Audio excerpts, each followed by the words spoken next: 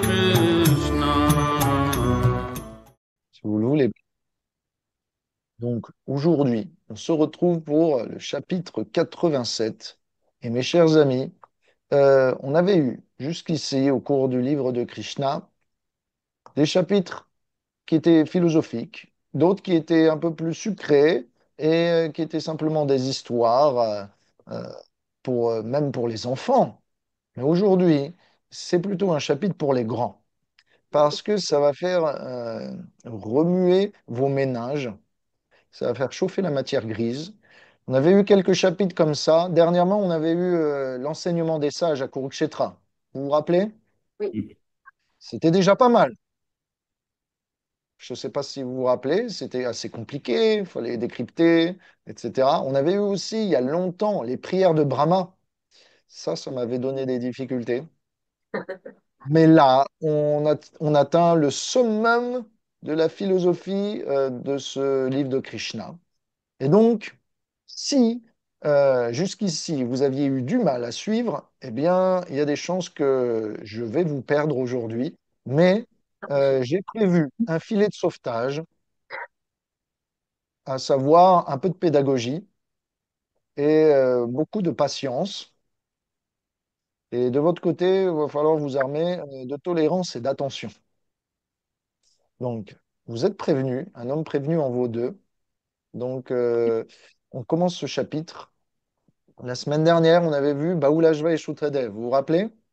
Oui. Donc, Shrutadev et Bahulashva s'étaient fait simultanément, de part et d'autre, et d'ailleurs, eh bien, enseigner dans la vérité absolue. Shrutadev l'avait demandé et Bahulashva aussi. Donc, c'est ce qu'ils ont reçu, des enseignements de Krishna sur la vérité absolue. Maintenant, cela va déclencher la question qui va faire l'office de l'histoire de ce chapitre. Parikshit demande à Shukadev, donc, qui raconte ces histoires il y a 5000 ans, comment ça se fait que les Védas puissent être décrits directement par la personne suprême de Dieu, alors que ces Védas décrivent la vérité absolue qui est toute spirituelle et au-delà de ce monde, et qui donc ne peut pas vraiment être compris par des mots empreints de conception matérielle. Comment donc peut-on décrire quelque chose de spirituel avec des mots matériels? Comment peut-on approcher quelque chose d'éternel avec des concepts temporaires? Comment peut-on approcher quelque chose, donc là je paraphrase hein, pour vous aider à comprendre, comment peut-on approcher quelque chose d'infini avec notre intellect limité? C'est un peu des questions que on rencontre souvent. J'ai déjà rencontré ce genre de propos quand je distribue des livres dans la rue ou des gens qui posent des questions. Donc c'est une question qui est assez récurrente. Parikshit dit les Védas sont limités à décrire les qualités de ce monde. Ils utilisent des verbes associés aux événements et aux phénomènes de ce monde.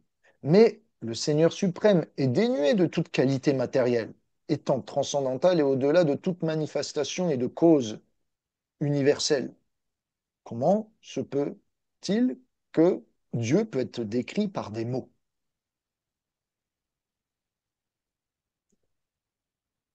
Donc, euh, ça va pour vous? La question, elle vous paraît correcte ou logique? Oui, oui. Oui, oui. Vous avez déjà fait cette remarque ou entendu ces remarques? Non, mais quand on a eu le chapitre, oui, c'est ça.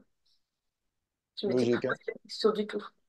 J'ai déjà rencontré des spiritualistes qui me disaient ça sert à rien de parler de Dieu, puisque Dieu est au-delà de l'intellect, au-delà du verbe.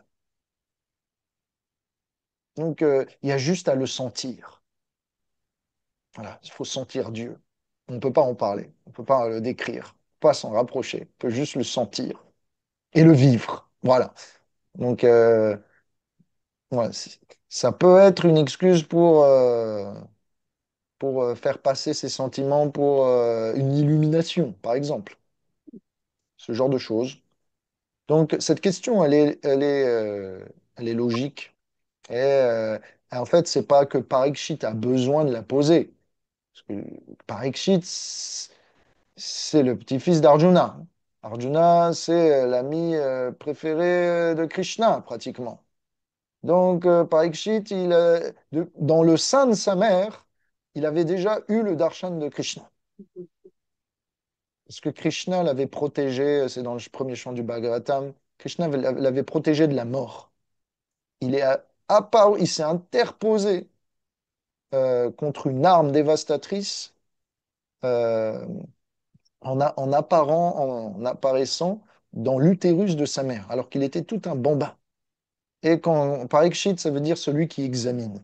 Et quand Parikshit est né, tout ce qu'il recherchait, c'était ce qu'il avait vu dans l'utérus de sa mère. Donc il allait y rechercher partout, tout le temps, Krishna, celui qu'il se rappelait avoir vu, la première personne qu'il avait vue avant même de sortir du ventre de sa mère. C'est pour vous dire.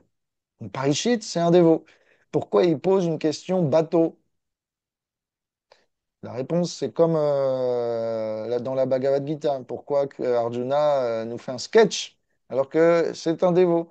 Pour, eh bien, nous enseigner, pour enlever tous les doutes que pourraient avoir les gens qui se posent des questions et pour éviter toute philosophie et spéculation. Donc, voilà, ça c'est les prémices. C'est parti. Shukadev répond. Le Seigneur suprême se manifeste ou a manifesté plutôt, le Seigneur suprême a manifesté l'intelligence matérielle, l'essence, le mental, l'air vital qui circule dans votre corps, et cela pour toutes les entités vivantes, pour faire en sorte qu'elles puissent jouir de leurs désirs et gratifier leurs sens, et qu'elles puissent ainsi, ce faisant, prendre des naissances répétées pour s'engager de manière diverses et variées.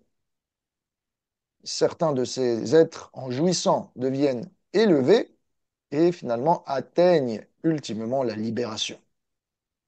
Donc là, déjà, c'est pas, mais ça n'a pas l'air une réponse franche, non? Vous trouvez que c'est une réponse logique?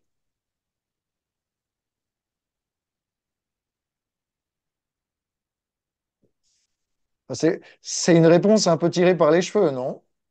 C'est assez Tu demandes intellectuel, c'est assez mental. comment? Dis-moi, C'est Philippe. assez mental, assez intellectuel. Ouais, on est d'accord. Ça, c'est vrai. On ne peut pas lui retirer. Je Imagine, on vous pose la question, comment ça se fait que Dieu, qui est au-delà de ce monde, peut être décrit par des mots de ce monde?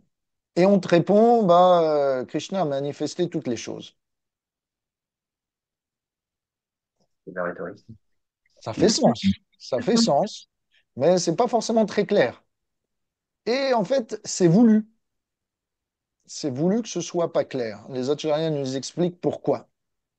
Parce que dans l'assemblée des sages qui écoutent la narration de Bhagavatam il y a 5000 ans, donc narré par Shukadev à Goswami, pardon, Shukadev à Parikshit, eh bien, il y a toutes sortes de spiritualistes. Il n'y a pas que des dévots, il y a des impersonnalistes, des yogis, des adorateurs de la forme universelle de Krishna, donc de la nature, etc. Et Shukadev, il n'a pas envie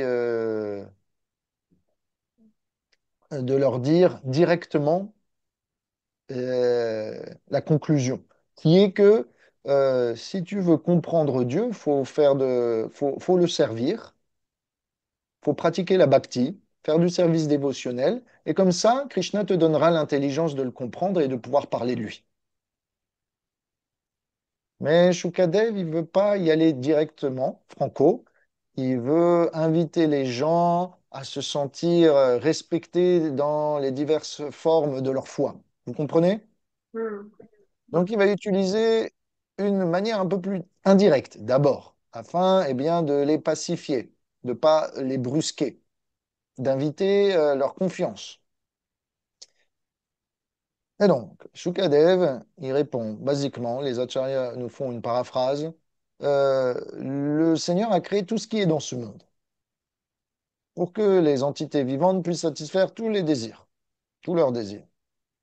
Par conséquent, si Krishna a créé notre mental, l'usage de notre intelligence, nos sens, et que c'est même cette même intelligence mentale et nos sens peuvent être utilisés pour nous conditionner, Krishna peut faire en sorte qu'on puisse les utiliser pour nous libérer, si c'est engagé vers lui. Parce que dans le cycle des morts et des renaissances, il y a le fait qu'on reste dans ce monde, mais il y a le fait aussi qu'on puisse se libérer de ce monde. Donc, Krishna a arrangé que tout ce qui est faculté humaine peut être spiritualisé à son contact.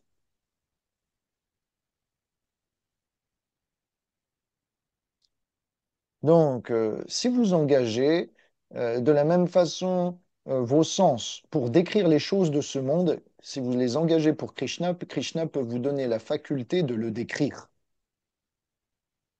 Vous comprenez?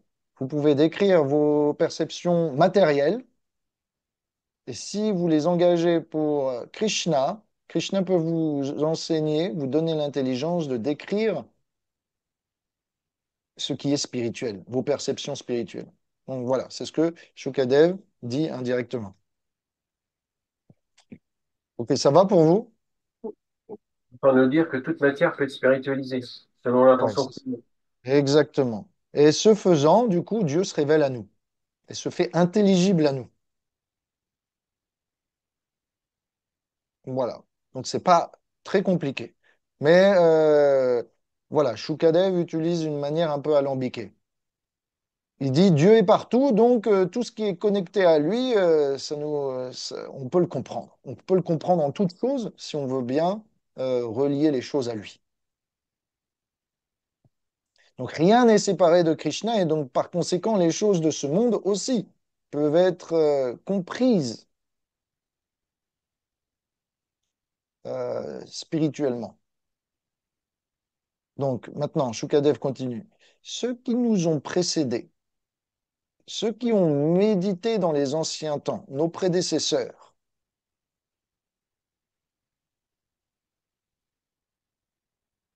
ont conclu que celui qui s'absorbe dans la connaissance de l'absolu avec foi est capable de se libérer de toute forme d'attachement matériel et d'atteindre le but final.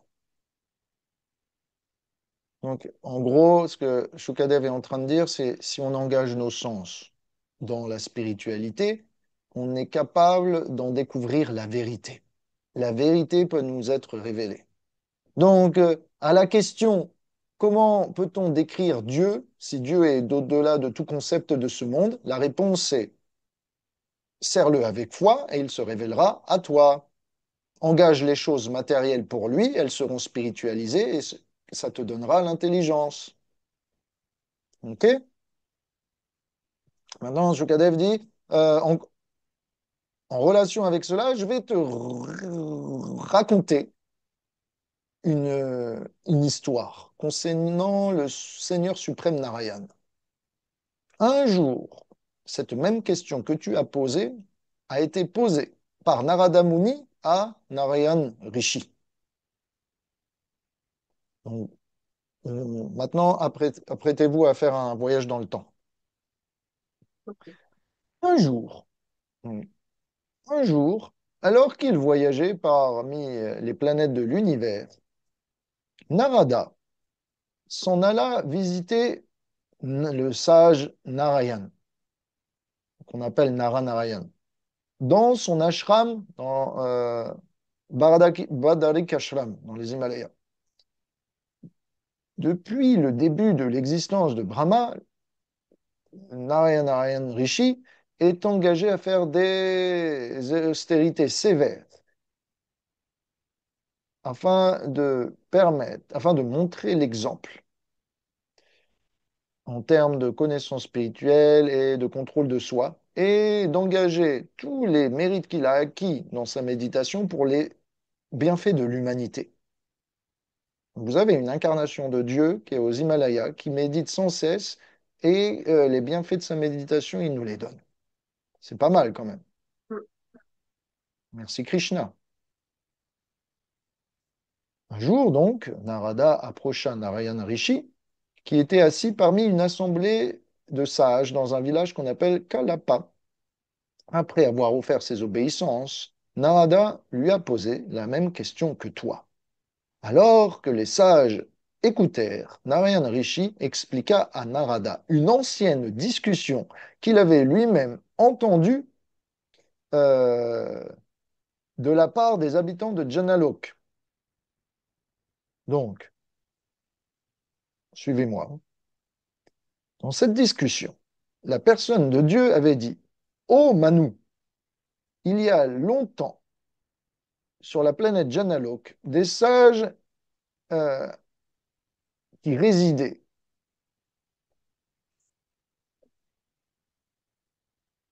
Donc, au Narada, hein. Svayambhuva, ici c'est un nom de Narada.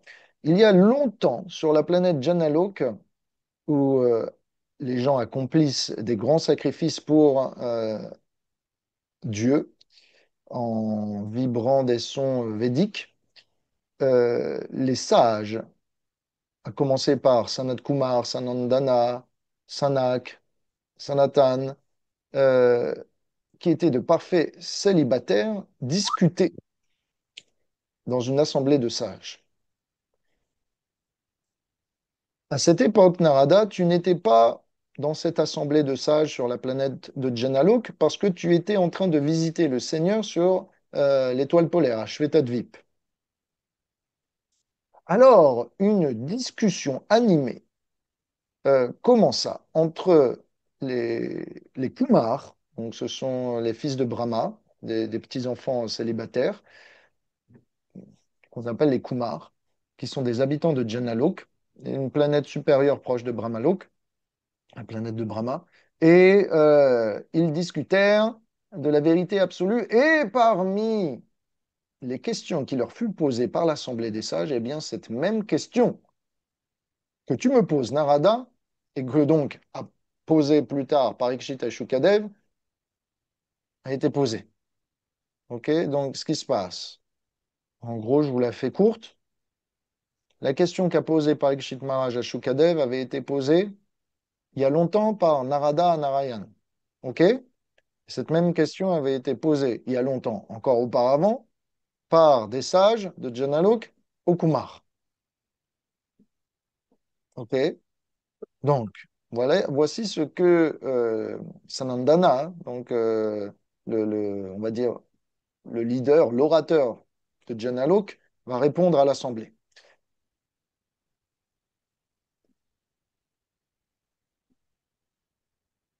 Vous êtes prêts? Oui. C'est pas trop dur? Non, non, ça va, vas-y. En gros, on raconte une histoire qui est dans une histoire, dans une histoire, dans une histoire. C'est la Inception. Voilà, c'est Inception, c'est ça. Donc, après que le Seigneur suprême ait rétracté l'univers, il s'allonge pour dormir. Et toutes ces énergies matérielles restent dormants à l'intérieur avec tous les êtres vivants conditionnés à l'intérieur de lui. Quand le temps est venu d'une nouvelle création, les Védas personnifiés s'éveillent et chantent les gloires du Seigneur. De la même façon que des poètes arrivent auprès d'un roi à l'aube en chantant ses faits héroïques pour le réveiller. Ça va? Mhm. Non, ok. En gros, je vous la fais courte. Mahavishnu, à chaque fois qu'il inspire, il expire. Qu'est-ce qui se passe?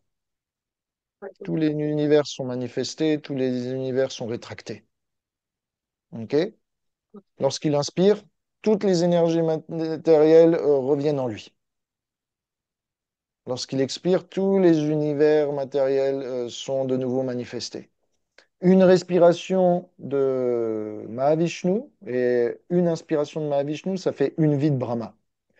Une vie de Brahma, ça fait quelque chose comme ça fait 1000 fois 311 milliards d'années. Bien sûr. OK? Quelque chose comme ça, hein. 1000 fois, fois 100, fois 311 milliards d'années.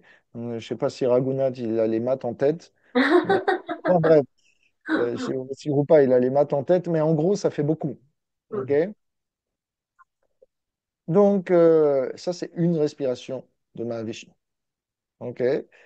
Et pendant ce temps, Vishnu est allongé. Et au moment où il doit de nouveau remanifester les univers et se réveiller, eh bien, on lui chante toutes ses gloires. Et qui le font? C'est les Védas personnifiés. Donc, les Védas personnifiés, mesdames et messieurs, ce sont des personnes.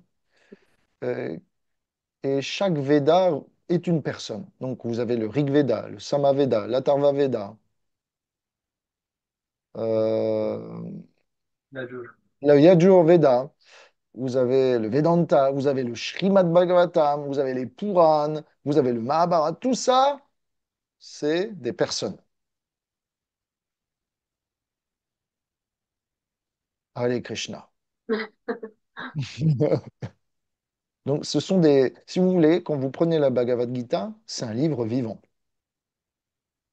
Ce sont les instructions de Krishna. Donc, c'est Krishna lui-même. Comme le Srimad Bhagavatam, c'est Krishna lui-même.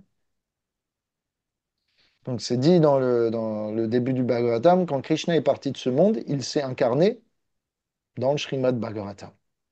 Donc, c'est des livres vivants. Donc, quand vous ouvrez une page, vous interagissez avec un être vivant. Il veut vous parler. Si vous avez des problèmes, vous posez des questions. Vous ouvrez une page, il peut vous répondre. Ça, c'est la magie des livres, des histoires, des écrits sanscrits. C'est puissant, non? Hmm. Donc, Non, euh, relatif. Il y oui, a, je comprends pas vraiment. Tu me dis que c'est une personne. C'est une personne. C'est un avatar de Krishna. Non, Non. les personnes dans le monde spirituel. ce sont des facettes de Dieu. Nous, on est aussi des êtres vivants, on est des parties de Dieu. De la même façon, ces Védas personnifiés, ce sont des parties de Dieu. Est-ce que ça va? Euh, Ce sont des âmes, voilà. voilà. Mais ils ont un pouvoir spécial, c'est que ce sont des incarnations littéraires, comme Vyasadeva. C'est l'avatar écrivain et vous avez les incarnations comme les Védas, qui sont pas différents de Dieu et qui représentent une partie du savoir de Dieu.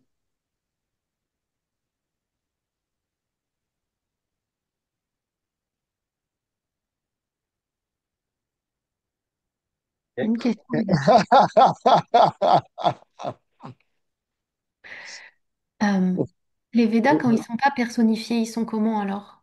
Ils sont personnifiés, Ah, donc quand on parle des Védas, ils sont forcément personnifiés, c'est ça? c'est ça. Donc, tous les Upanishads, c'est des personnes. Et donc, ces personnes-là, ce sont des âmes mises en pouvoir. Et parmi eux, voilà, par exemple, on a dans le Bhagavatam un moment Uddhava qui dit que même les Védas personnifiés aspirent à devenir des habitants de Vrindavan. Donc, il y a un verset comme ça, Asam, Ao, Shalanalenu, Jusham, Hamsyam. Donc, Uddhava décrit même que voilà, même les Védas personnifiés désirent vouloir devenir des habitants de Vrindavan et avoir l'association des gopis. Donc vous avez dans les Puranas, par exemple dans la Garga Samhita, l'histoire des Védas personnifiés qui prient pendant longuement, font des austérités et se réincarnent en gopis pour pouvoir eh bien, trouver l'amour de Krishna.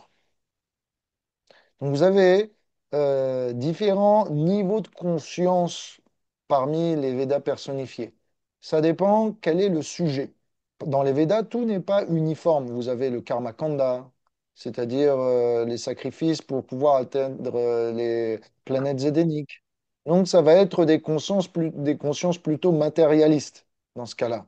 Vous avez des Védas qui sont plutôt à décrire le brahmana personnel. Donc, ça va être plutôt des personnalités personnalistes. Vous avez des Védas qui traitent de la bhakti, mais de la bhakti mélangée, pas de la pure bhakti. Donc, ça va être des personnalités telles qu'un dévot qui n'est pas totalement pur. Et vous avez des personnalités qui traitent uniquement de la bhakti et qui glorifient la pure bhakti. Alors, ça, ce sont des Védas personnifiés totalement, qui représentent la pure dévotion, qui sont des purs dévots, quoi. Ok, ça vous va? Oui, ça nous va.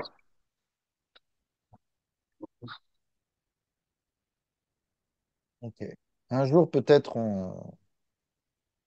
enfin, non, si vous voulez, dès maintenant, si vous avez des doutes, des questions par rapport à cela, ça paraît étrange, mais c'est ce qu'on nous dit, c'est ce qu'on nous raconte. Les lilas du Seigneur sont au-delà de la compréhension humaine et c'est tant mieux. Comme ça nous permet de poser des questions, d'en discuter longuement et d'en rester émerveillés.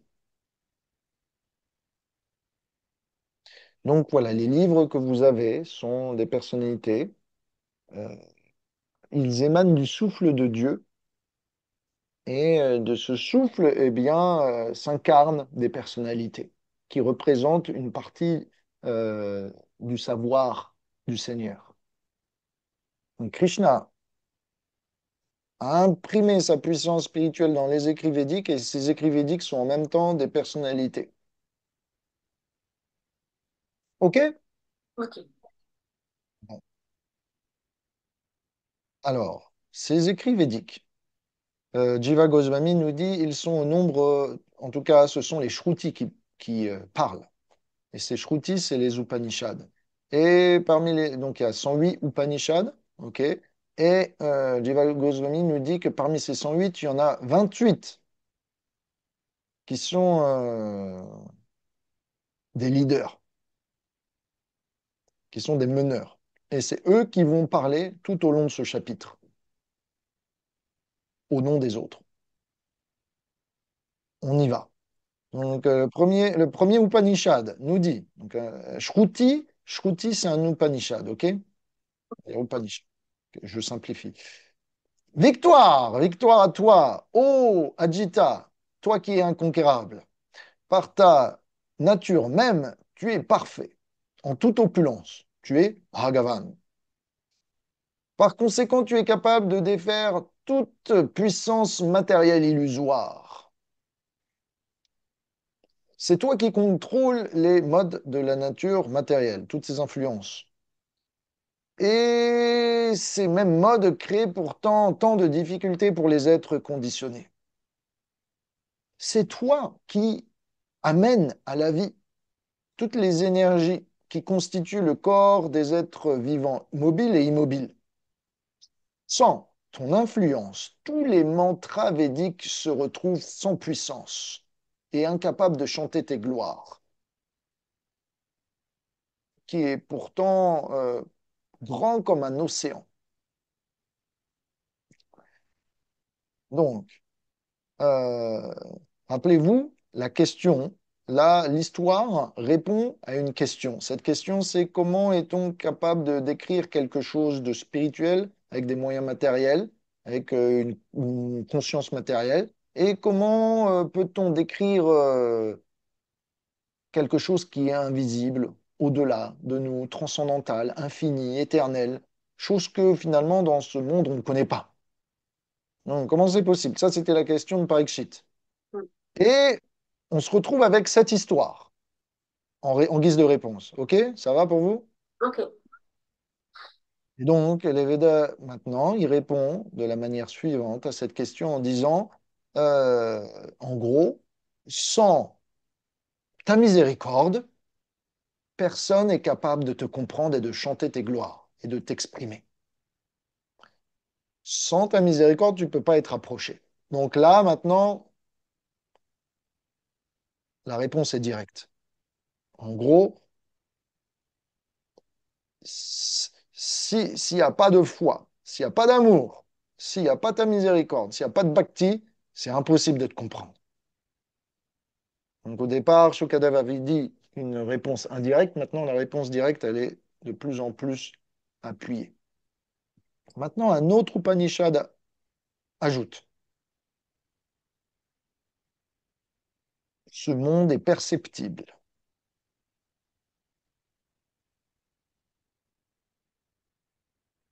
et capable d'être identifié en rapport avec Dieu, parce que celui-ci est la fondation même de toute existence, que ce soit matérielle ou spirituelle. Dieu reste égal à lui-même, bien que toute chose qu'il a créée est générée puis dissoute en lui. De la même façon que des objets de poterie en, comment on appelle ça, la clé en français, L'argile? En or. l'argile, de la même façon que des objets en argile peuvent être produits par la terre et après retournent à la terre. Donc vous faites une brique, vous mélangez du feu, de l'eau et de la terre. Après, avec le temps, la brique redevient poussière, mais tout ça, ça reste que de la terre. Ce qui est à la terre retourne à la terre. De la même façon, tout ce qui provient de Dieu provient de lui et retourne en lui. Et donc, Dieu, Krishna, est à la source de toute manifestation. Et qui est intelligent, nous dit les Upanishads, peut percevoir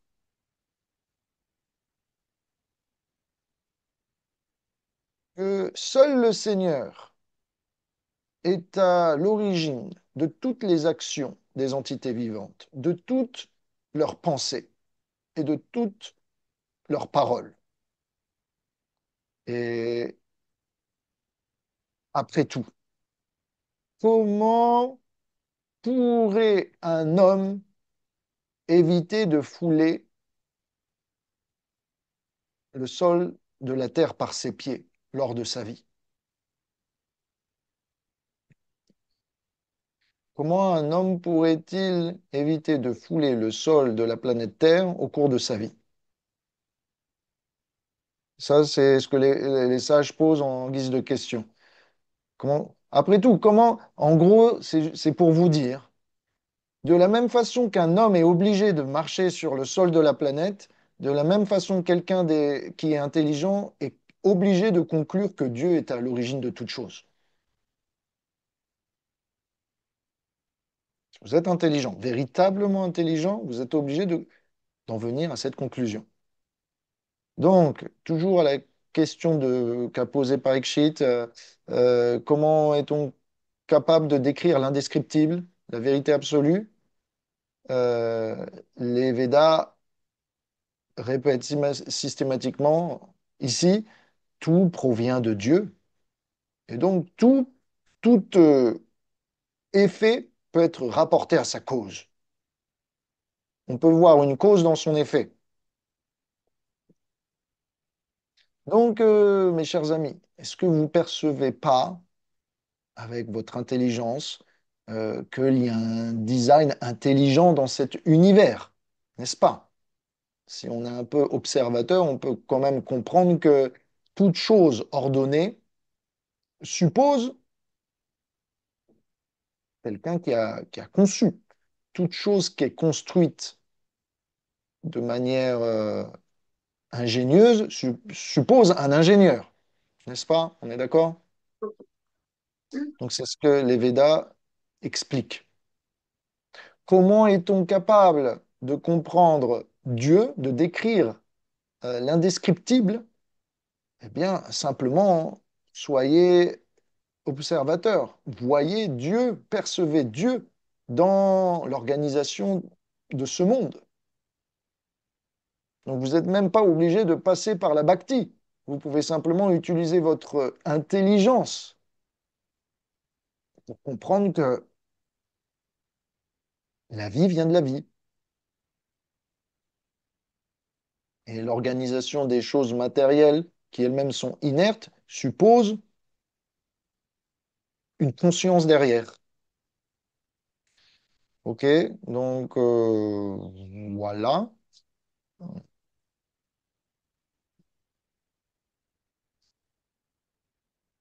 Des questions, ça va pour vous? Vous en faites pas, on va alléger ça bientôt. OK? Ça va? Mm. Mm. Ça va. Donc, il y a un autre Veda, un autre Upanishad qui souhaite ajouter. Ô maître des trois mondes, celui qui est sage souhaite se défaire de toutes les misères de l'ignorance en plongeant profondément dans l'océan nectarien de tes gloires, qui lave toute contamination matérielle. Sans parler de purification, celui qui est spirituellement déjà purifié et qui a une foi forte, qui est déjà libéré, est capable d'adorer ta nature en tant que personne suprême et de trouver en celle-ci, dans cette relation, une félicité illimitée. Donc, rappelez-vous la question, c'est comment peut-on décrire la vérité absolue si nous, on est un tout petit être vivant avec une intelligence limitée?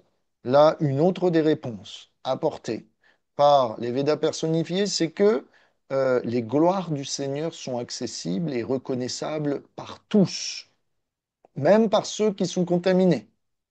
Ces gloires sont partout présentes dans l'univers, on ne peut pas les éviter.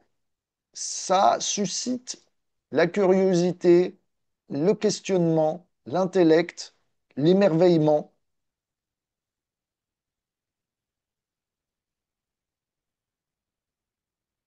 Le Seigneur se présente à travers les Védas. Et euh, lire les Védas, parler des Védas, donc des gloires du Seigneur contenues dans les Védas, vous permet de vous élever dans la réalisation du Seigneur. Donc, la réponse, comment peut-on décrire le Seigneur qui, lui, est si grand alors que nous, on est si petits? Eh bien, ces gloires parlent, ces gloires parlent d'elles-mêmes. Elles sont inévitables, même si on est encore conditionné. Et pas simplement ça, mais pour ceux qui veulent en savoir plus, il y a les Védas. Et dans les Védas, toutes les gloires du Seigneur sont narrées de telle manière que vous pouvez y passer votre vie à les lire et à vous y plonger dedans. Donc, Krishna vous a mis les Védas. Krishna vous a donné tant de preuves, si vous êtes observateur de la nature, que vous pouvez le décrire.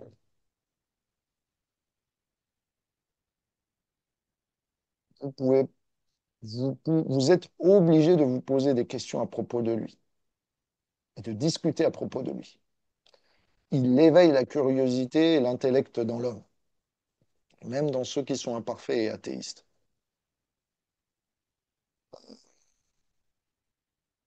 Ok, est-ce que vous avez des questions jusqu'ici? Ça va pour vous? Mais il y a euh, différentes approches des Védas. Là, tu parles de l'Upanishad, et Ouais. la Vedanta, c'en a une autre. Laquelle? Vedanta, c'est pas ça? T'as Oui, dit oui, que exact. c'est ça? Ouais, il y a trois approches, grosso modo, trois approches, karma, jnana, upasana. Euh, Karma, c'est l'action, jnana, c'est la connaissance, et upasana, c'est la dévotion. Vous pouvez approcher le Seigneur dans l'action, dans la connaissance, à travers l'intellect, la réflexion, ou à travers les actes de foi. Donc, le but du Karma Yoga, c'est d'agir pour Dieu dans le monde et de donner tous les résultats de nos activités à lui. Vous gagnez un salaire, vous travaillez, vous dépensez une certaine somme d'argent pour le temple, pour vous occuper de la murti, etc. Faire un sacrifice, quelque chose. Vous êtes un intellectuel, vous pouvez philosopher sur le monde, la nature de l'origine de la vie, son but, la condition humaine, la raison du bonheur, du malheur. Vous pouvez être observateur, vous pouvez lire les Védas et commencer à réfléchir. Et vous pouvez essayer de comprendre c'est quoi la différence entre le matériel, le spirituel, quelle est la raison de la conscience, la nature de l'âme, la relation avec Dieu, etc. Et puis, donc ça, c'est le jnana. Et puis, vous avez la bhakti, qu'on appelle upasana. Et là, il s'agit eh bien, d'être en rapport, non plus simplement avec l'âme, Dieu, mais avec la personne de Dieu. Krishna, Vishnu, Ramachandra. Et donc là, on parle de relation avec Dieu. Tout ça donc inclut écouter les gloires de la personne suprême, parler de lui, se souvenir de sa forme, méditer sur sa forme, adorer ses pieds pareils au lotus, visiter les lieux saints, adorer la Murti, euh, servir, euh, établir une relation d'amitié, abandonner tout à lui. Voilà. OK?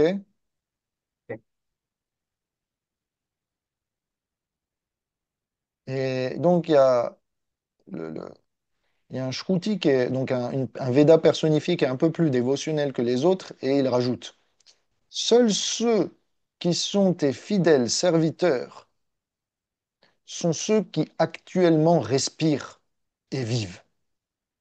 Autrement, les autres sont comme des soufflets de forgerons. Vous voyez? Je ne sais plus comment on appelle ça. Je crois que c'est des soufflets. Hmm.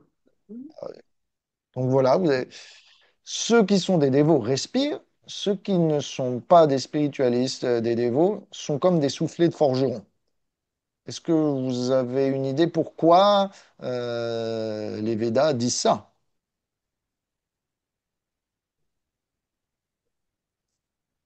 Parce que Hein, même si tu veux prendre leur souffle, ça tient pas. Ah, pas mal Ça, du tout. j'ai l'image, tu fais le soufflet de droite et gauche, mais c'est comme le soufflet qui retombe en fait. Il y a un moment Ouais. où ils atteignent et après ils n'arrivent pas à garder. Mhm. Ok. Pas mal du tout. Ouais, c'est temporaire. La vie est, la vie est pas maintenue. Une bonne chose. La, la, la chose qu'on pourrait dire aussi, merci Justine, c'est un bon point, c'est que non seulement c'est temporaire, tu as besoin de mettre de la force si tu veux continuer à mettre de l'air, mais aussi c'est que le soufflet de forgeron, il n'y a aucune conscience.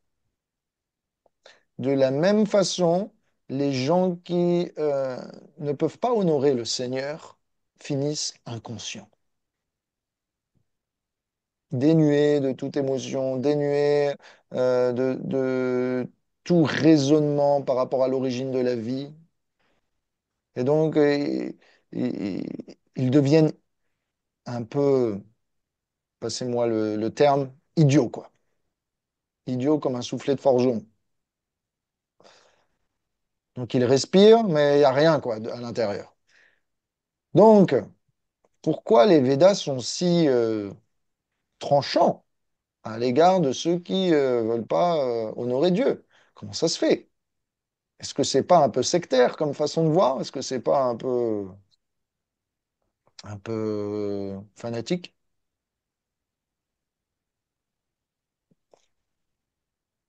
La Est-ce que c'est réponse, oui, vas-y. Oui, oui, oui. est-ce que c'est pour les forcer? C'est Pour, pour, ouais, pour les secouer aussi, ouais, j'imagine. pour les, pour les, pour les emmener vers ce chemin-là, quoi, tu vois, pour justement, Bousculer. Pour les quoi? Pour les bousculer. Ouais, Parce que ouais, ouais, dans ce c'est vrai. sens-là. les Védas, ils ont quand même la connaissance. Donc c'est frustrant quand quelqu'un ne suit pas alors que tu as la connaissance. On est d'accord. On est d'accord.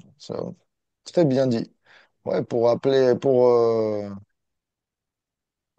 pour sonner la cloche, quoi, pour réveiller les gens. On est d'accord. Très bon point. Donc, c'est pour tirer la sonnette d'alarme. Eh, réveillez-vous. On a quelque chose pour vous. Vous ne vivez pas inconsciemment. Réveillez-vous. Il y a un but au-delà de l'immédiateté, de la jouissance des sens, du métro boulot d'auto. Au-delà de la mort, il y a un but supérieur à la vie, dans l'existence. Il y a une raison d'être à l'univers. Donc, les Védas disent, tu es Charama. Charama, c'est un nom du Seigneur, ça veut dire l'être ultime. Charama, l'être ultime, qui entre dans l'univers pour accompagner l'être vivant, qui assume diverses formes. Et pourtant, tu restes distinct des manifestations matérielles subtiles et grossières.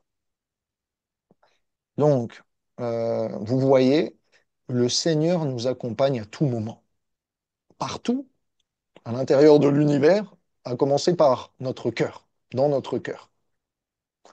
Pour autant, bien que le Seigneur soit à l'intérieur de l'univers, soit à l'intérieur de notre cœur, il n'en est pas pour autant enfermé. Il n'en est pas pour autant limité aux lois de la nature matérielle.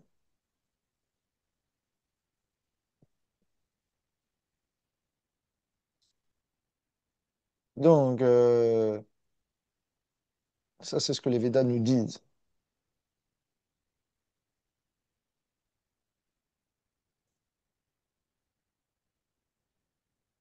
Donc, à la question que je vous posais, pourquoi dire que si on n'est pas un dévot, on est juste un être sans vie comme un soufflet de forgeron?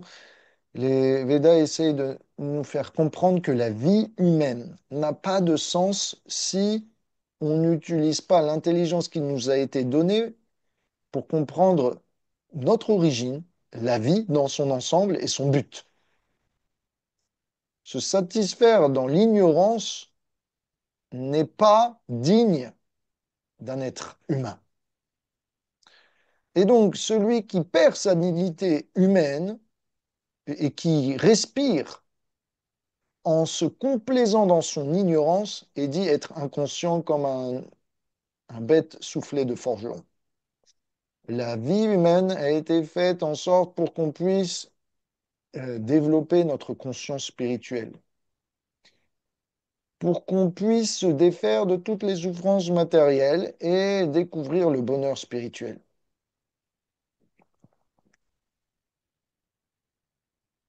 Donc, un jour, il y avait une personne qui challengeait Prabhupada et il disait, vous dites que ce monde est un monde de souffrance, mais moi, je suis parfois heureux et parfois malheureux, et ainsi va la vie. Il n'y a aucun problème avec ça.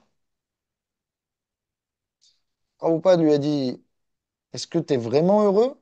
Moi, je ne te crois pas. La réalité, c'est que tu es malheureux et parfois tu te penses heureux, mais c'est une illusion.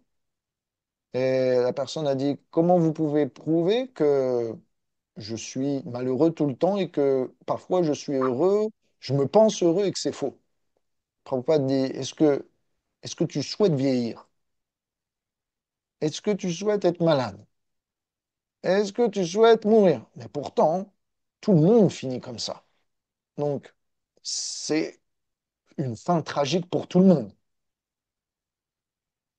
Et Prabhupada explique, toi tu es jeune, mais moi je suis vieux. Je sais ce que c'est de souffrir la vieillesse. Je sais ce que c'est de supporter la maladie. Je sais ce que c'est d'approcher la mort.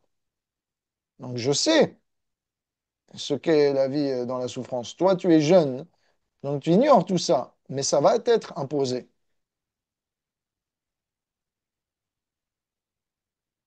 Donc là, ce que Prabhupada essaye de faire comprendre à cette personne, c'est que la vie est un inconfort permanent qu'on essaye de mitiger. Et dans notre ignorance, on essaye de se complaire là-dedans. Mais la vie humaine, c'est pour s'élever au-delà de cette illusion du bonheur. Un bonheur qui est superficiel, temporaire, et qui nous pousse tout le temps à essayer de contrebalancer quelque chose qui manque. Une course sans fin vers l'accumulation, parce qu'il y a un manque intérieur. Donc, après avoir vécu de nombreuses naissances et renaissances, un jour l'être, à force de souffrir, donc, dans cette répétition, l'être se dit, peut-être je devrais chercher quelque chose d'autre, de supérieur. Et à ce moment-là, on se tourne vers la spiritualité. Et c'est là que, eh bien, on découvre les bienfaits de la vie dévotionnelle.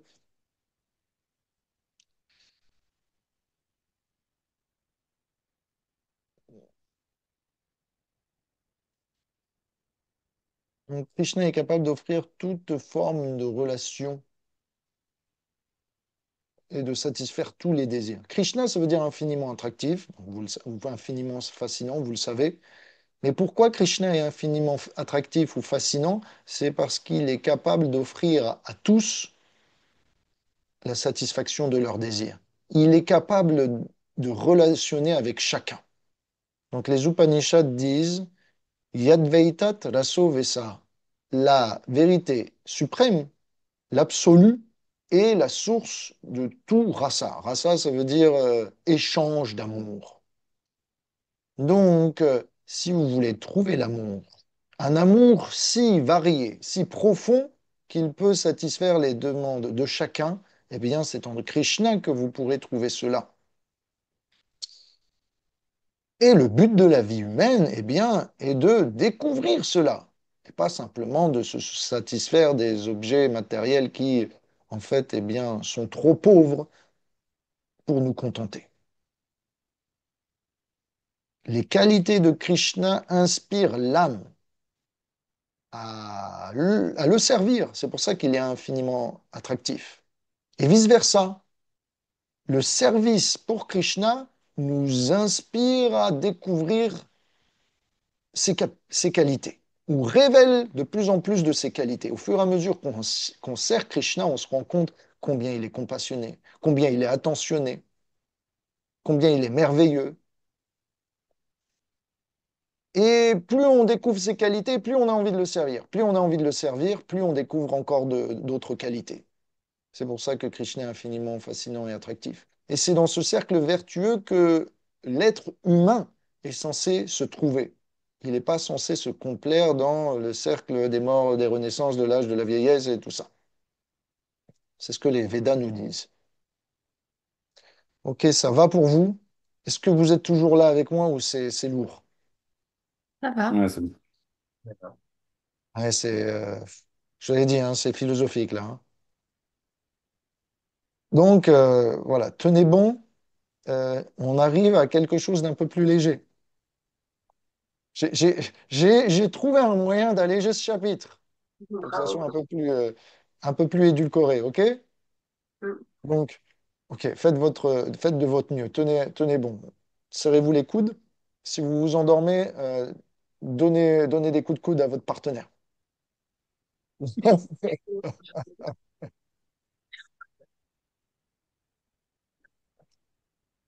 Donc, maintenant, il y a un autre Veda personnifié. Lui qui n'est pas trop dans la bhakti, qui est plus dans le yoga, qui commence à parler. Et donc, qui du coup cherche à réveiller le Seigneur en racontant ses gloires, et en même temps à nous répondre à la question comment décrire l'indescriptible. Ce Veda personnifié nous dit au Seigneur, euh, parmi ceux qui s'évertuent à atteindre la libération, mais qui ont une vision moins raffinée de la personne suprême, méditent sur la présence de Dieu dans leur cœur et dans d'autres centres d'énergie. Panique au niveau du plexus, au niveau du ventre, au niveau de la région frontale, au niveau, entre les deux yeux. C'est ce qu'on appelle le processus yogique. On va vous purifier les airs qui circulent dans votre corps à l'aide de la respiration et de la méditation, et Dieu se révèle au fur et à mesure dans votre cœur. Donc, un des Védas vous dit, bah, si vous voulez comprendre l'absolu, vous pouvez en parler, il faut pratiquer le yoga, ce qu'on appelle l'Ashtanga Yoga. C'est le yoga, on va dire, méditatif. avec le pranayama, la respiration et tout ça.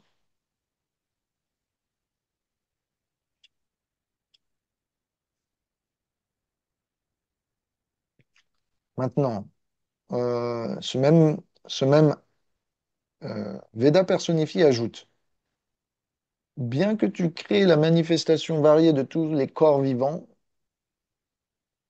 tu es, bien qu'ils soient plus ou moins élevés en termes de conscience, tu es dans chacun de leurs cœurs. Et tu leur donnes l'inspiration.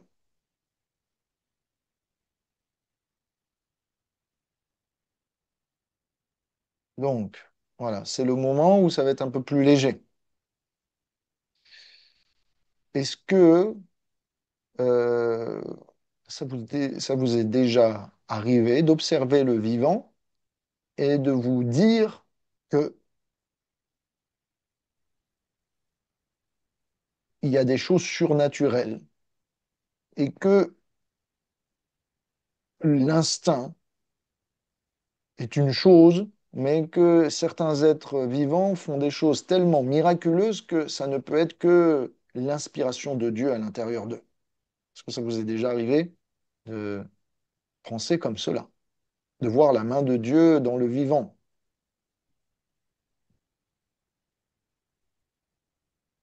Par exemple, chez les animaux, les insectes, les oiseaux, les poissons, Oui, bien sûr.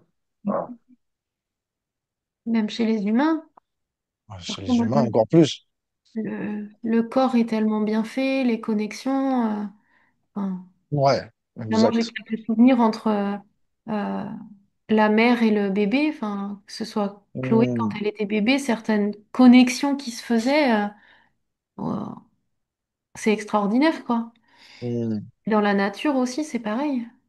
hmm. C'est vrai, il y a un- les scientifiques de nos jours admettent qu'une cellule, une microcellule, juste la plus simple forme de cellule dans le corps humain, il y a tellement d'interactions chimiques et d'activités que on ne comprend pas même une simple cellule, comment elle fonctionne, comment elle fait pour faire tout ce qu'elle fait. Donc, que dire de l'univers, quoi? Et nous-mêmes, on est dans un corps fait de milliards et de milliards de cellules et on ne sait pas vraiment comment il fonctionne. On a des idées, mais on ne sait pas tout. Et, et donc, du coup, une telle machinerie, fait avec tellement de soin, ne peut supposer un créateur intelligent. Maintenant, quand les Védas personnifiés nous disent, voilà, tu inspires tous les êtres vivants dans le cœur, quel que soit leur degré de conscience, quelle que soit leur forme de vie, je me suis amusé pour vous à aller sur Internet et à essayer de prendre ici et là toutes les choses les plus extraordinaires que peuvent faire les animaux, les insectes et tout ça, qui ont tendance à prouver que bah, il y a Dieu à l'intérieur, quoi. Donc, est-ce que ça vous dit d'écouter un peu Nature et découverte? Oui. Je, je me suis dit, ok, ça va leur apporter un petit peu de répit. Donc, il y a un saumon, une variété de saumon. euh, donc, il naît dans les courants d'eau douce, en haut des montagnes, et il descend de la montagne, et il va se jeter dans l'océan. Et à la fin de sa vie, il revient, alors qu'il est à des centaines et des centaines de kilomètres, il revient au même point où il est né pour déposer ses œufs et mourir. Là, tu dis qu'il y a un GPS intérieur très Ouais. bon. Donc là, comment tu m'expliques dans un océan où il n'y a pas de route et de panneaux, d'accord? T'as pas de, ok, tu as un sonar. Les scientifiques ils disent que ces saumons-là, ils utilisent ce qu'on appelle la magnétoréception et l'empreinte olfactive pour pouvoir se guider. quand même. Mais tout de même, quand tu es à plusieurs centaines de kilomètres, ça a des limites. Ah, moi, Ouais. ça m'a toujours interpellé ça. Quand je voyais des reportages à la télé, je me dis, comment c'est possible? Et attends, on parle d'un saumon, hein. C'est pas un érudit, tu vois. C'est pas quelque chose qui a un super cerveau avec une mémoire de fou. Mhm. Donc, comment, dans une si petite bête, tu peux inscrire tellement d'informations? La réponse est, ben, il y a un instinct, et cet instinct, son origine, c'est aussi la guidance du Seigneur dans le cœur de chaque être vivant. Sinon, ça ne pourrait pas fonctionner. En tout cas, pour nous, spiritualistes, ça fait sens. Ouais. Ok. Donc, ça, c'est le saumon. Mais là, ça, c'est pour toi, Philippe. C'est les tournesols. Vous savez pourquoi on les appelle les tournesols? Oui, parce ils suivent la lumière du soleil. Voilà, c'est ça. On appelle ça l'héliotropisme. Donc, au fur et à mesure que le soleil bouge, et hop, ils tournent. Donc, ils ont des capteurs solaires, on imagine. Mais toutes les plantes hein, sont un peu comme ça. Ouais. Je les vois, elles se dirigent et poussent en fonction de la. Les tout de la scie, je les tourne, moi, pour qu'elles se développent harmonieusement. Je les tourne parce que je vois que sinon, il y a des branches qui vont tous se développer dans le même sens. Et du coup, Exact. Le problème, c'est que les scientifiques, ils ont du mal à capter ça parce que les fleurs n'ont pas de système nerveux à proprement parler. Donc, comment tu peux t'aligner en permanence comme ça avec euh, si bien avec des capteurs, mais que t'as pas vraiment, t'as pas vraiment de câblage apparent. Tu comprends?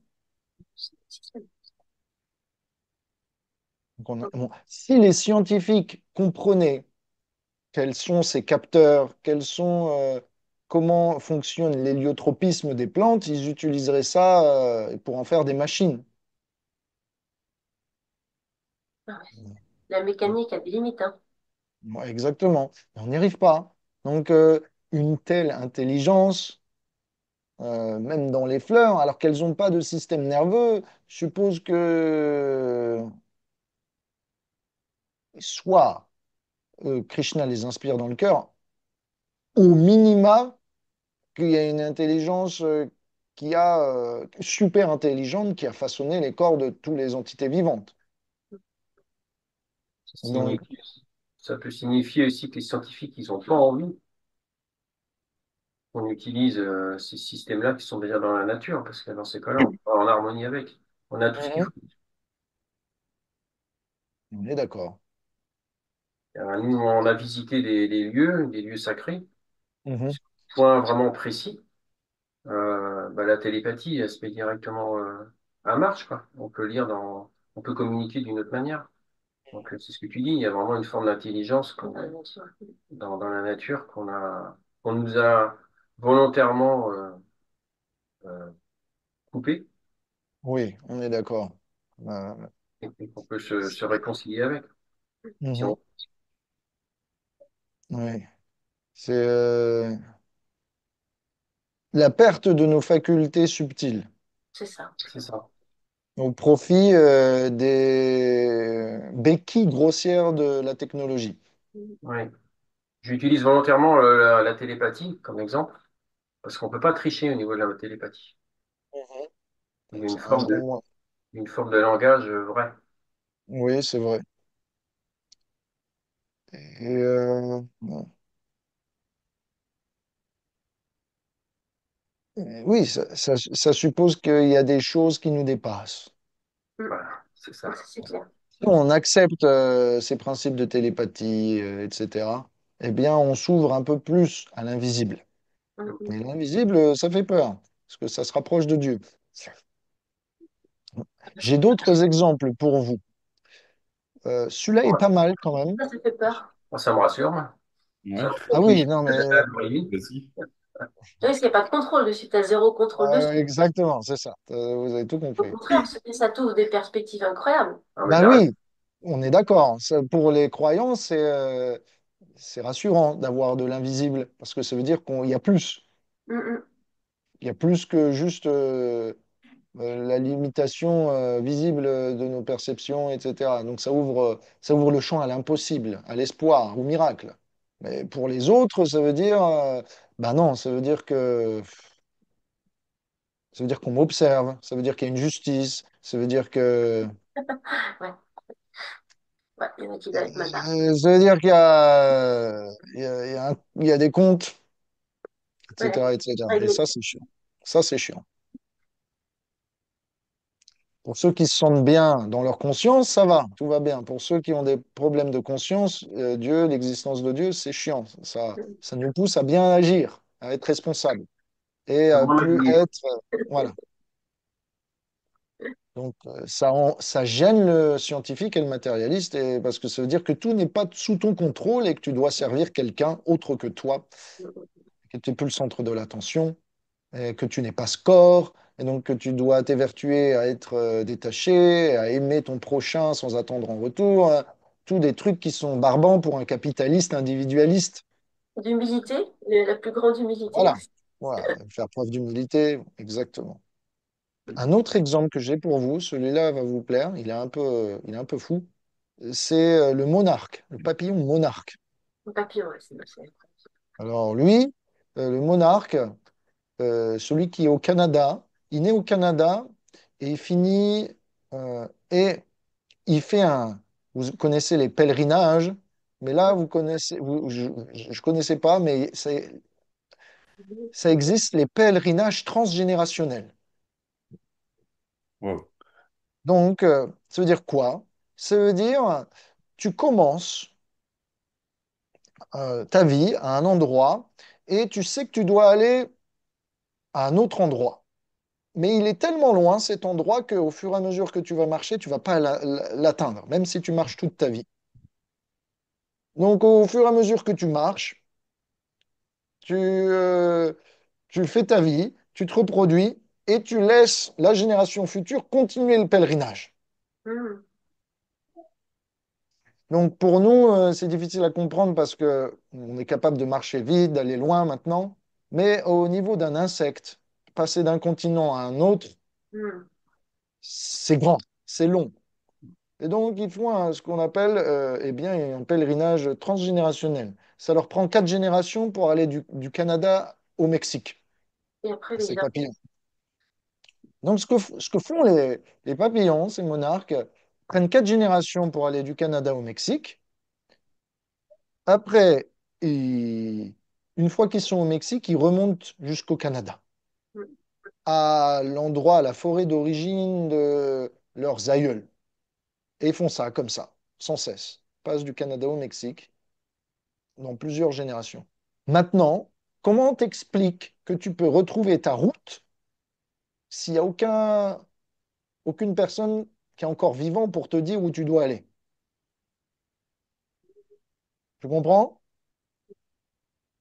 Et si je mets 4 générations pour aller à un point, qu'il n'y a plus personne pour me dire c'est là-bas qu'il faut aller, comment tu sais où tu dois aller? La mémoire cellulaire? Ok, bon, scientifiquement, ça peut s'expliquer comme ça. J'avoue, la mémoire cellulaire, ok. Comment ça se fait que nous, on n'a pas la mémoire cellulaire? Comment ça se fait que moi, je peux pas me guider sans Google Maps? Voilà, après, on Comment est ça devenu se fait un peu neuneux, hein. Voilà. On est devenu feignant et on est devenu un peu neuneux et on n'utilise pas nos capacités, hein. Ouais. Franchement, voilà. Ok. Franchement, on est devenu fainéant. Ok. Non, mais attends, le papillon, c'est Rikiki. Et il a une mémoire cellulaire qui fonctionne mieux que moi, qui suis un être humain qui est capable de construire des bâtiments et d'inventer les fusées. Ben, ou alors il écoute son instinct. Ou Dieu. Ah, ouais, voilà, c'est ça. Il y a un Il instinct, connaît, Il y a il Dieu qui connaît l'inspire. les corps de sa race, quoi. Il y a, Il il a y a une quand même âme. quelque, Mm. il y a quelque chose de miraculeux quand même. C'est fou de pouvoir faire ça. Mm. Il y a Krishna, il dit dans la Bhagavad Gita, je suis dans le cœur de chacun et de moi viennent le savoir, l'oubli, le souvenir. C'est ça. Pour moi, ça fait plus sens. Bon, la mémoire cellulaire, ok, mais qui donne cette mémoire cellulaire? Qui la fait ressurgir au bon moment? C'est pareil, c'est Krishna, je pense, hein. Mm. Donc, bon, voilà, c'est un exemple.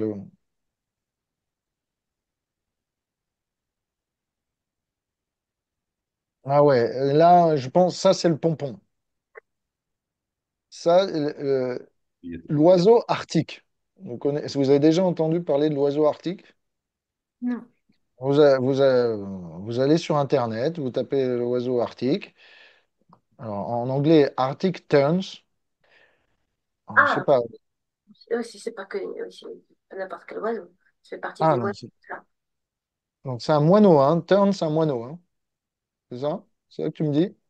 Donc, Arctic Terns, je sais pas en français ce que ça pourrait donner. Français, attendez, je vais demander la traduction. La sterne arctique. Ouais, c'est ça. Et Stern, c'est la famille des mouettes, c'est ça. Ok, pardon, je C'est savais des pas. mouettes, c'est ça? Voilà, Ouais. donc regardez sur Internet et vous allez lire. Eux, ils font 70 000 kilomètres. C'est pas mal quand même. Alors, ils naissent au plus haut point de la planète, en Antarctique, et ils descendent au point le plus bas. Eh bien, j'ai pas été sûr qu'ils Bon, sont liés à en la Terre. gros, Jules Verne, en comparaison, c'est juste rien du tout, quoi. Donc, il migre de l'Arctique pour aller dans l'Antarctique. Tu vois, c'est les deux pôles les plus opposés. Et pour ça, ils font 70 000 kilomètres.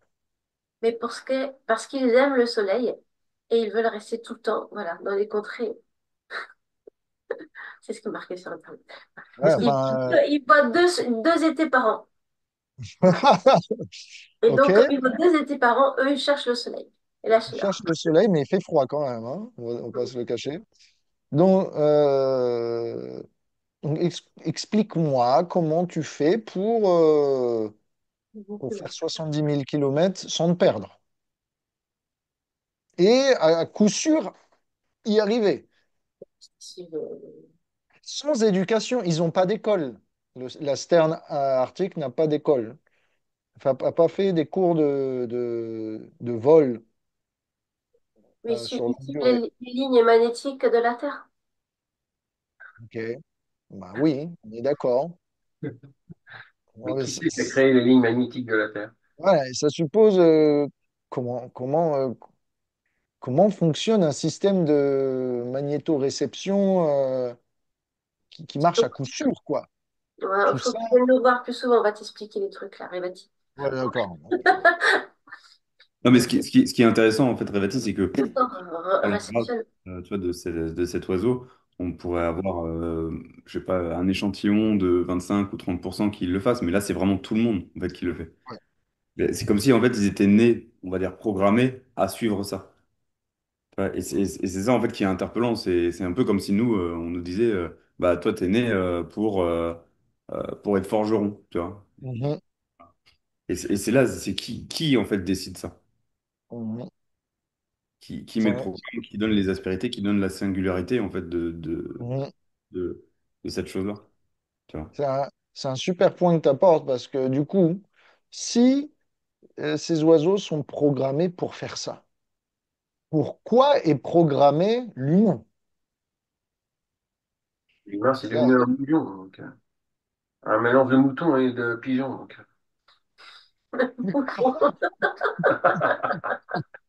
Un bougeon. On est un peu dégénéré, je pense, que sur nos capacités. parce qu'on, donc tu vas me dire Faites autre chose quand même. parce qu'on a 95-16% d'ADN de primate, on est fait pour manger des bananes dans la forêt, c'est ça? À 96% du temps. C'est pas ça que je dis, mais heureusement. Je pense que c'est ce que tu disais un petit peu la semaine dernière, c'est que Krishna a écrit une belle pièce de théâtre. Et puis que c'est un prétexte aussi de ce qu'on se rappelle de qui on est. Au départ, on est libre, notre âme, elle est libre. Alors quand on arrive sur Terre, on a tendance à devenir un mouton. Un mouton, un pigeon, un mouton. Voilà. Exactement. Donc on est là pour se sortir de ça. La condition humaine, c'est pour se sortir des bas instincts du conditionnement matériel et Mm. pour s'élever vers Dieu. Voilà. Notre spécificité, c'est de comprendre la vie et de comprendre Dieu. Il n'y a rien d'autre que l'être humain, sur Terre en tout cas, qui adore Dieu. Il n'y a pas de cérémonie autrement. Bon, des fois, on voit des vidéos où tu as des éléphants, ils viennent au temple et ils font des danses. Je sais pas Ouais, si vous... c'est magnifique, ça, c'est incroyable. Mais c'est parce qu'on leur donne l'opportunité. Autrement, d'eux-mêmes, on n'a jamais vu l'éléphant faire une adoration au soleil, une Surya Namaskar, ou un chien avoir un petit temple de Krishna. Enfin, jusqu'à preuve du contraire, hein. Donc, l'être humain est fait pour inspirer et être inspiré par Dieu. Ça, c'est la spécificité. Donc, merci Mathieu de mettre le point là-dessus. On voit, toutes les entités vivantes sont faites, programmées pour quelque chose. Quelle est la spécificité de l'humain? Si la sterne arctique, c'est de voyager d'un point à l'autre du globe et qu'elle fait des miracles comme ça, pourquoi on a bien quelque chose de spécial en tant qu'humain? On n'est pas juste fait pour manger, se la donner, dormir et tout ça. Il y a quelque chose de... Ou juste empiler des briques. Cette intelligence qu'on est capable de concevoir des choses, des concepts au-delà de la matière, c'est notre spécificité. Mm. Hmm. Donc voilà. Ouais, au même titre que Oui, le GPS nous a fait perdre notre sens de l'orientation, je pense que l'humain a perdu beaucoup, et c'est ce que disait Philippe, par fainéantise et au fur et à mesure, en fait. Et,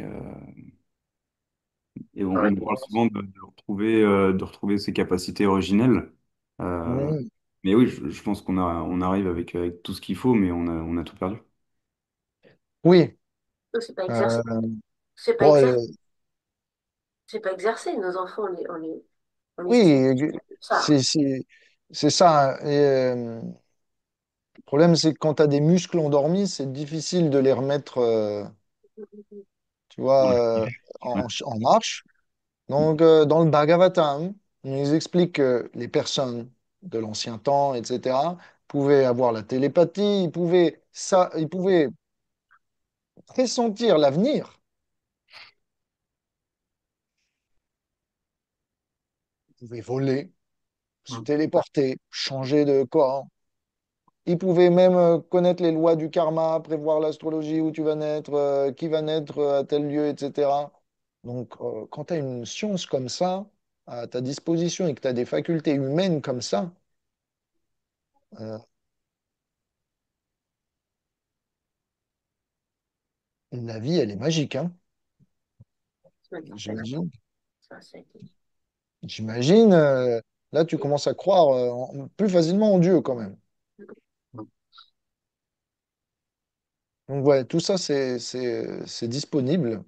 Je sais Mm. pas, si ça se trouve dans les pourcentages du cerveau qu'on n'utilise pas. c'est ça. Mm.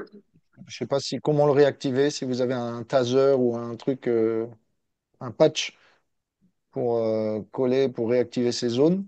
Non, Mais, ça s'appelle de l'effort, de la détermination, de la ok. concentration.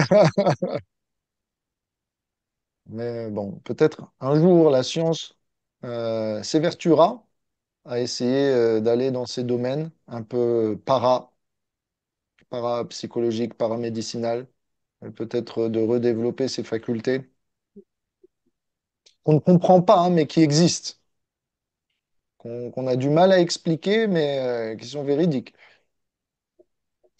Donc, tout ça pour dire que dans le vivant, il y a des choses qui tiennent de l'instinct et de technologies supernaturelles. Et donc, ça prouve soit l'existence d'un créateur, d'un inspirateur intérieur, parce que, ouais, dites-vous bien que vous êtes né et on a dû tout vous apprendre.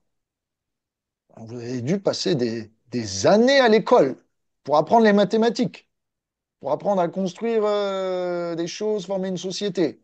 Mais même une fourmi, des abeilles, ça peut créer des ruches, ça peut créer, fonctionner en société, mais il n'y a pas d'école, quoi. Mm. Et c'est immédiat.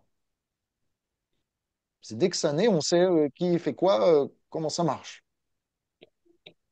Ou alors, ça dure quelques mois, le temps d'adaptation, et après, c'est bon. On- donc, euh, s- une des actions complexes, sans éducation, suppose quand même qu'il y a une inspiration intérieure. En tout cas, pour moi, ça paraît. Prabhupada nous dit, voilà, l'instinct, c'est simplement Dieu qui guide. Une façon, pour Prabhupada, le mot instinct, ça veut dire l'âme suprême qui inspire. Pour les scientifiques, on appelle ça l'instinct. Mais en fait, pour un spiritualiste, c'est la- la- l'aide de Dieu. Le sixième sens. Ouais, voilà, c'est une façon de dire. Mm. Mais c'est bien de pouvoir attribuer les mérites de Krishna quand même. C'est lui qui aide les pigeons voyageurs à retrouver, à délivrer le message, qui leur donne l'intelligence de faire ou la sterne arctique de pouvoir voyager autant de temps sans GPS. Donc, personne ne leur a appris à pouvoir comprendre la magnétosphère, hein. Bien, et pourtant, voilà, on parle de cervelle de moineau. Tu vois, on se moque cervelle de moineau, mais ils ont une technologie et une sensibilité que nous, on n'a pas et qu'on voudrait bien avoir. Parce que moi, ça me permettrait de voyager plus simplement quand même. Donc, voilà, on continue. On est bientôt à la fin, je pense, de notre session d'aujourd'hui. Est-ce que vous avez des questions? Non, ça va? Ok. Donc, il y a un autre Veda personnifié qui continue à essayer de réveiller le Seigneur en chantant ses gloires. Et en même temps, à nous répondre à cette question, comment décrire l'absolu? Ce Veda personnifié nous dit, cette entité individuelle, pendant qu'elle habite un corps qui a été donné à cause du karma,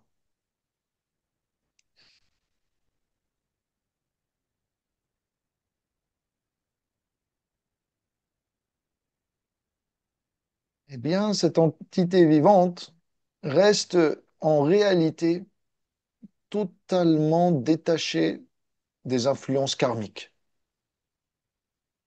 parce que l'âme ne peut jamais être recouverte totalement. Cela est possible parce que, comme les Védas le décrivent, l'âme est une partie de toi.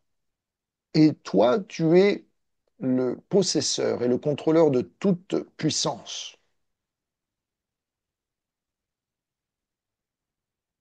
Ainsi, les sages qui ont reconnu la différence entre l'âme éternelle et le conditionnement matériel sont capables de reconnaître,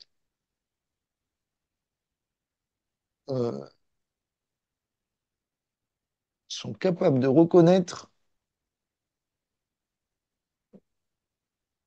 avec foi ce don qu'ils ont reçu de la vie éternelle et de pouvoir t'adorer et atteindre la libération. Donc, les Védas sont en train de dire que bien qu'il semble que vous êtes conditionné et que vous pouvez être ignorant, l'âme, pour autant, n'en reste pas moins éternelle. Même si vous devez reprendre naissance, même si vous devez oublier, vous identifier à autre chose, toujours est-il que vous demeurez éternellement, malgré tout, un serviteur de Dieu et que vous aspirez à la vie éternelle et au bonheur éternel et infini. Ça, on ne peut pas vous l'enlever. Même si vous êtes temporairement influencé par les lois de la matière, l'âme restera toujours éternelle. De la même façon, les Védas expliquent, personnifiés, ils expliquent, de la même façon, bien que le Seigneur soit dans le cœur de toute entité vivante, ce dernier, bien qu'il descende dans ce monde, n'en est pas affecté. Donc, si l'âme individuelle, nous, on reste toujours éternel, que dire de Dieu alors?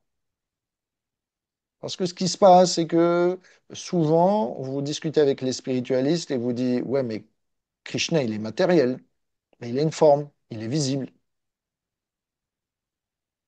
Donc c'est un humain, donc c'est un idole, donc c'est pas Dieu. Mais ce que les gens qui disent ça, ils comprennent pas, c'est que, oui, mon gars, ok, mais toi aussi, tu es une âme éternelle. Toi aussi, tu as la vie éternelle. Pourtant, tu es dans un corps de matière. Et quand le corps de matière va périr, la vie éternelle que tu as, elle demeure. De la même façon, quand Krishna il descend dans ce monde de matière, eh bien, comme son score est totalement spirituel, il n'est pas influencé. Donc, si nous, petites âmes, on reste éternels, malgré tous nos conditionnements, que dire de Dieu quand il descend dans la matière? Il n'est pas affecté.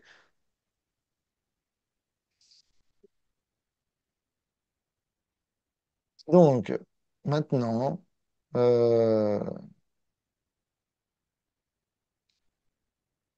il y a un autre Veda personnifié, un autre Upanishad qui interrompt. Il dit, attends, mon Seigneur, les âmes qui sont les plus fortunées se libèrent de toute fatigue de la vie matérielle en se plongeant dans le vaste océan de tes divertissements. Ces âmes, qui sont très rares, sont indifférents même à la libération et renoncent toute forme de bonheur matériel lié à la vie au foyer, à la famille. Et l'association avec de telles âmes permet de découvrir et d'atteindre la vie spirituelle. Donc, à la réponse, à la question, pardon, comment on fait pour atteindre le Seigneur quand on est limité? Et là, un des Védas personnifiés vous dit, une des possibilités, c'est aussi de s'associer avec les dévots qui sont, eux, libérés. Donc, dans la Bhagavad Gita, Krishna il dit, euh, sers l'âme libérée et elle te montrera la vérité, parce qu'elle-même l'a réalisée. Tadvidi pranipatena. Donc, on a vu aujourd'hui plein de façons de parler de Dieu, d'accéder à l'inaccessible, de comprendre l'inconcevable, d'approcher ce qui est lointain, de dialoguer avec, d'apprendre à manipuler des concepts spirituels bien qu'en étant dans un monde matériel. On a vu à travers les Védas, à travers le yoga, à travers l'observation, les miracles dans la nature, l'association des dévots, les gloires du Seigneur. Tout ça, ce sont autant de moyens par lesquels on peut approcher Dieu et commencer à être bien conversant avec son existence et sa nature.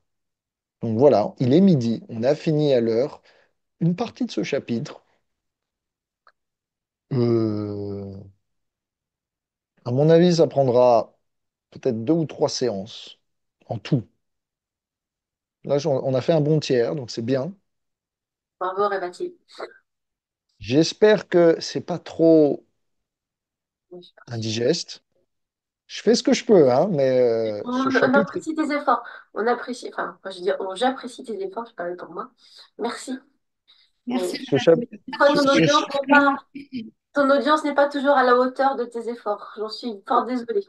Je pense que je vais réécouter une bonne partie.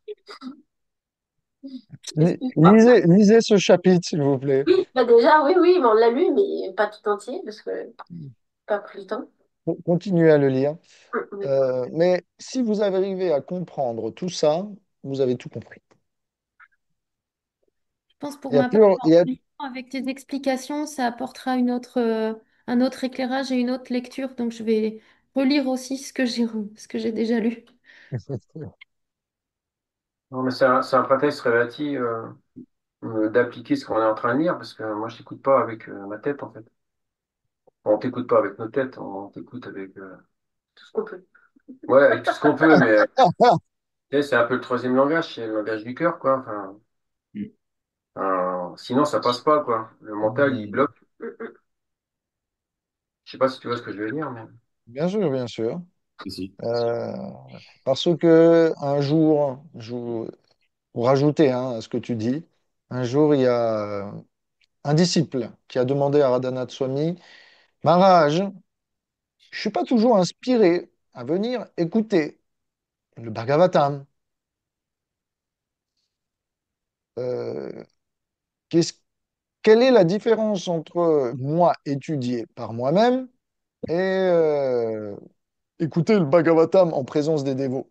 Pourquoi je pourrais pas juste lire dans mon coin? Pourquoi je devrais venir à des classes de Bhagavatam si je suis pas inspiré par certains qui parlent?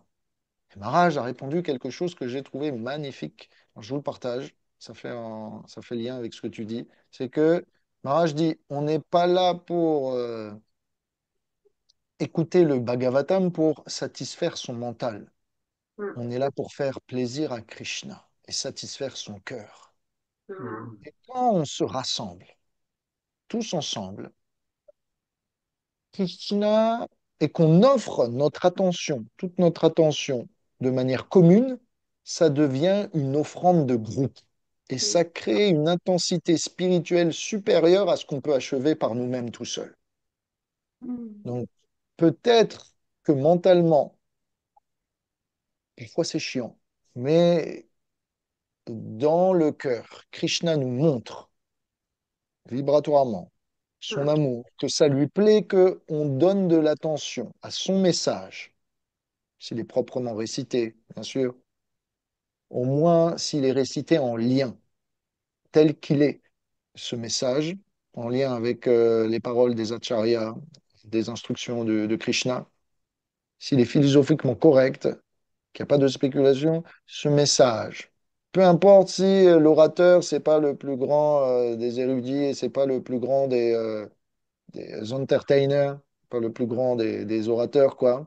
Peu importe ce message, le fait qu'on donne de l'attention, qu'on offre ça en groupe, ça crée beaucoup de plaisir pour Krishna et il manifeste son plaisir dans notre cœur et nous purifie de la sorte. Donc, voilà, ça faisait lien, ça m'a rappelé ça. Donc voilà, pouvoir écouter avec le cœur ce que Krishna en dit, faire un effort d'attention et ressentir ce que Krishna en dit, de l'attention qu'on donne. Donc, parfois, on n'apprend rien. Parfois, on revoit les bases, quoi. Et tu te dis, OK, bon, encore une classe de Bhagavatam sur les quatre principes régulateurs et chanter 16 tours.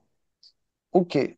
Mais parce que l'Assemblée fait l'effort d'offrir son attention au message de Dieu, Krishna réciproque. Même si, eh bien, intellectuellement, au niveau du mental, on n'est pas forcément satisfait, au niveau du cœur, on peut ressentir que Krishna nous donne de l'amour. C'est ça qui compte. Moi, c'est ça qui compte. Il n'y a que ça qui compte. Au final. Donc, désolé si je suis pas le meilleur des érudits, le meilleur des orateurs, Du tout. mais j'ai bon espoir que si vous avez fait un effort, tous ensemble, bien Krishna nous montre dans notre cœur que ça va, il est satisfait et il est réciproque. Donc voilà, c'est avec joie que l'on prie ensemble pour cette fin de session, pour que Krishna nous donne l'intelligence de pouvoir chanter ses gloires, de pouvoir décrire, bien qu'il soit et qu'il demeure au-delà. Que Krishna se rapproche de nous, bien qu'il est aussi dans ce monde spirituel.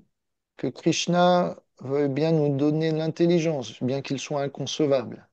Que Krishna nous donne de l'atteindre, bien qu'il se fait insaisissable. Que Krishna nous donne la dévotion de l'aimer, bien que ce dernier soit si grand et si chargé d'amour en comparaison de nous. Puisse-t-il nous donner tout le pouvoir de le satisfaire, bien que nous soyons si petits. Puisse Krishna veuille bien nous donner sa miséricorde, afin que tout cela se fasse et que nous continuions à le servir, à lui faire plaisir.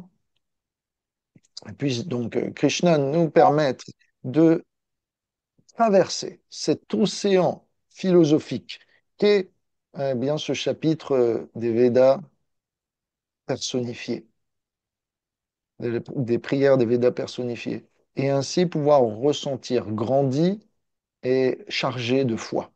Si cette prière vous satisfait, vous pouvez lever les mains et dire Hare Krishna, Krishna Krishna, Hare Hare, Hare Rama, Rama Rama, Hare Hare. Merci à vous, merci Rupa pour ta présence. Merci à toi. Merci, Rivati. Merci, Rivati. Passez un bon dimanche, je vous embrasse, un bon festin, amusez-vous bien, plein de dévotion et un bon kartik à vous. Bonne semaine à toi, Rebecca. Bonne Merci. semaine. Hare Krishna. Hare Krishna,